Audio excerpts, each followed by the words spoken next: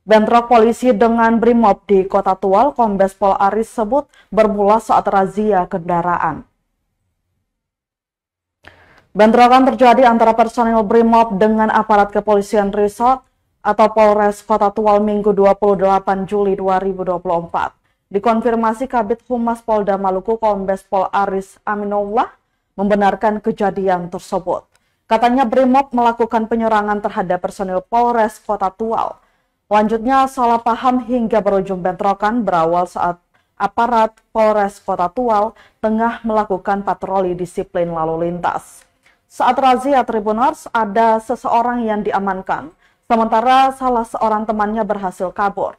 Menurutnya kondisi sudah mulai kondusif, namun belum diketahui dampak kejadian itu.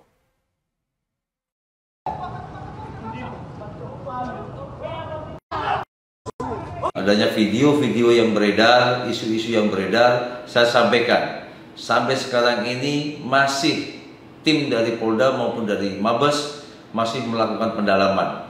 Dan hasilnya akan disampaikan kepada rekan-rekan media.